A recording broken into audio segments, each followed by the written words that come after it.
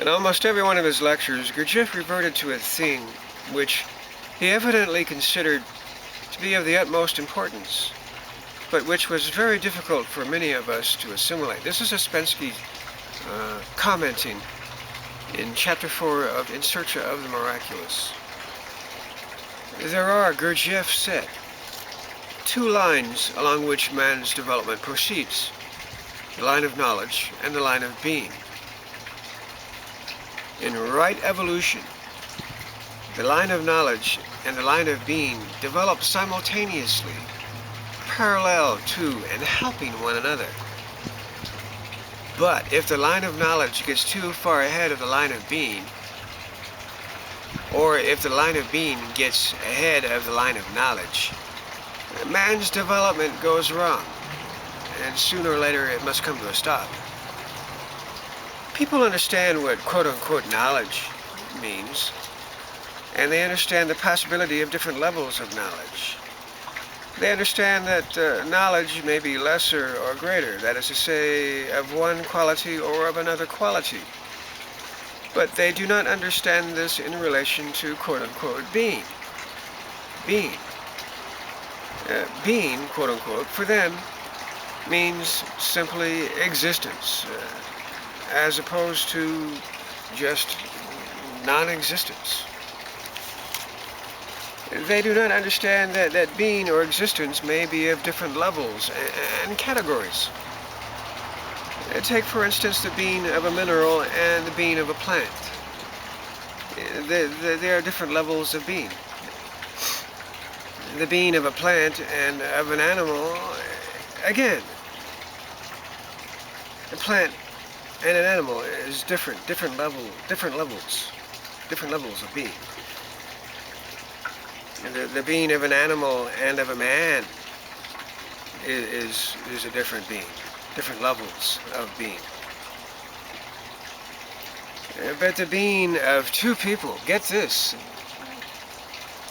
the being of two people can differ from one another more than the difference between the being of a mineral and of an animal. It actually says that here. There could be such a difference in level of being between people.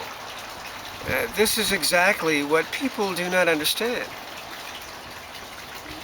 And they do not understand that knowledge depends on being. And not only do they not understand this, that knowledge depends on being, but they don't want to. They do not want to understand this. And especially in Western culture. Here in America, in Europe, in Australia, in the Western world, it's considered that a man may possess great knowledge. For example, he may be a great scientist, an able scientist, make great discoveries, advance science, and at the same time he may be, and is considered to have the right to be, petty, egoistic, caviling, mean, envious, vain, naive, and self-flattering, full of self-conceit, self-complacent, and absent-minded.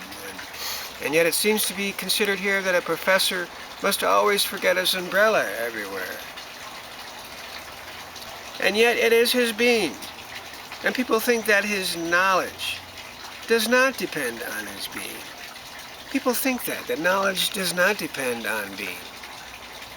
People of Western culture put great value on the level of a man's knowledge, but they do not value the level of a man's being, and are not ashamed of the low level of their own being. They do not even understand what it means. Don't even give it a second thought. This idea here of being, in contrast to knowledge. And they do not understand, he's saying it a second time here, that man's knowledge depends on the level of his being. If knowledge gets too far ahead of being, it becomes theoretical. abstract, inapplicable, no application to life, and actually is harmful. Because instead of serving life and helping people the better to struggle with the difficulties and problems they meet in life, it begins to complicate man's life, brings new difficulties into it, new troubles and calamities and problems that were not there before. The reason for this is that knowledge, which is not in accordance, it does not correspond with being, cannot be large enough for or sufficiently suited to man's real needs. It will always be a knowledge of one thing with the ignorance of another thing. A knowledge of the detail without a knowledge of the whole. A knowledge of the form without a knowledge of the essence. Such preponderance of knowledge over being is observed in present-day culture. The idea of the value and importance of the level of being is completely forgotten. And it is forgotten that the level of knowledge is determined by the level of being. Here is said the third time that knowledge is a function of being. The level of knowledge is determined by the level of being. Actually, at a given level of being, the possibilities of knowledge are limited and finite. Within the limits of a given being, the quality of knowledge cannot be changed. And the accumulation of information of one and the same nature, already within known limits, alone is possible. A change in the nature of knowledge is possible only with a change in the nature of being. Taken in itself, a man's being has many different sides. The most characteristic feature of a modern man is the absence of unity in him. And further, the absence in him of even traces of those properties which he most likes to ascribe to himself. A man ordinarily likes to think of himself as having, quote-unquote, lucid consciousness, which he doesn't have. But people think that they do.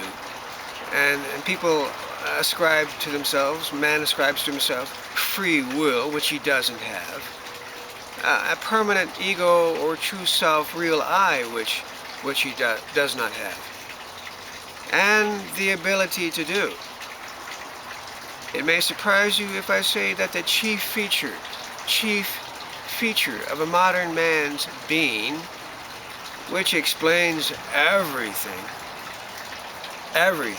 is sleep. It explains everything that is lacking in him, qualities which he imagines he has, such as true self, which he doesn't have. The chief feature of this is sleep. A modern man lives in sleep. He is born, and in sleep he dies.